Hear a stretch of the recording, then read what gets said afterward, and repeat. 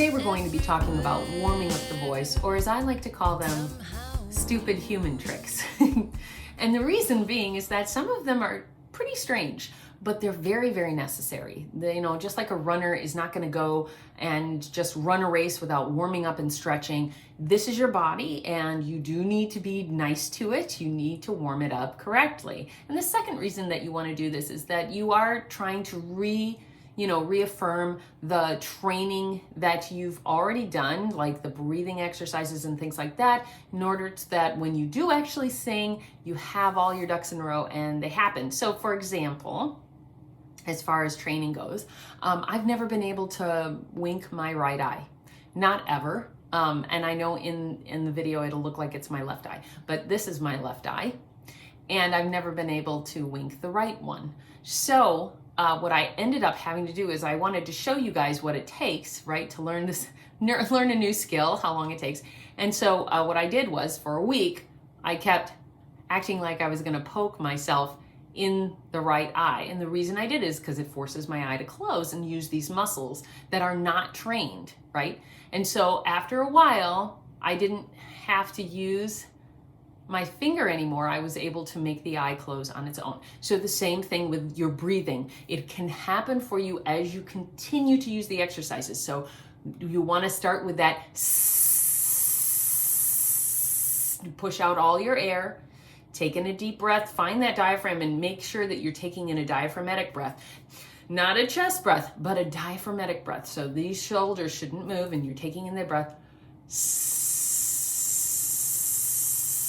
And you for sure want to use the exercise because it really does use your diaphragm, and you're able to find it. And then you're going to want to start doing some of the other steps. So some of the warm-ups that you can do that I like to do would be like scales and things like that. But you want to make sure that a few things happen. Number one, you don't want to sing loudly. You want to keep it down.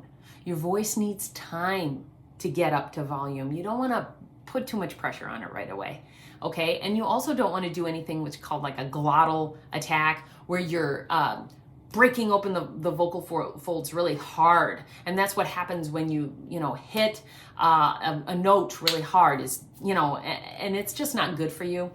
You really want to be soft and quiet. You want to start in the middle of your range, not at the bottom of your range.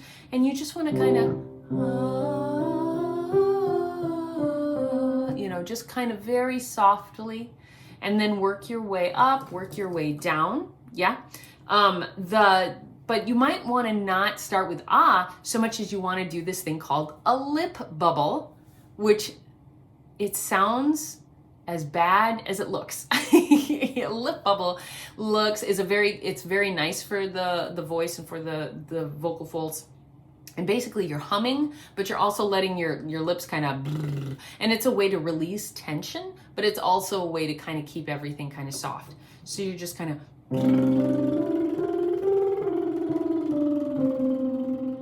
and it's just very nice and calming.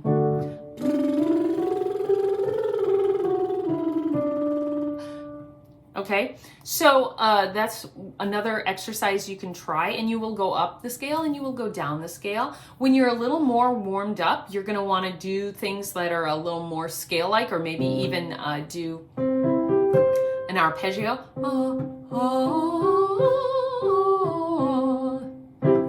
And then go up the scale or down the scale with that. It's all dependent on how warmed up you are. You do want to spend, though, a good 15 minutes in the morning warming up.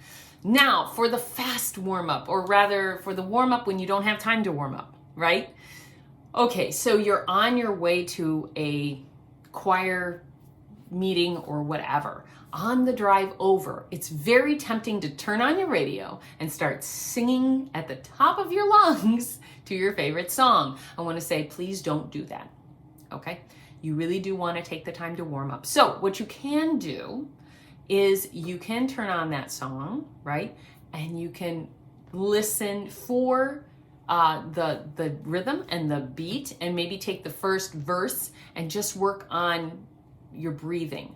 Then the next verse you can come in, maybe just do and do the song's melody with lip bubbles, right? and get through that song and maybe start the next song, and maybe then you can do it on a gentle Remember, you want to keep the radio down low so you're not going to hurt yourself. And by the end of it, you should be warmed up when you walk into your choir or wherever you're trying to go, okay? Very, very important. If you are in a choir situation and you are warming up with everyone else, it's very important that you are not in competition with others to be the loudest when you are warming up. So I'm going to give you a trick that I love to use when I can't hear myself because there's so many people around me singing or there's noise. If you cup your ear like this, my voice is much louder. So I just want to show you what I'm doing. I've got my ear like this, and as I talk like this, it actually brings my voice right back to my ear. I'm pulling my ear forward just a little bit, just enough so that I can hear myself a little bit better. And this really works, especially when you're in a noisy situation, a noisy room, and you really want to hear how you're singing, or if you're on pitch, let's say in a, you want to do a harmony. This really helps. So try it right now and see if you can hear yourself a little bit better. Those are my warm-up suggestions for you.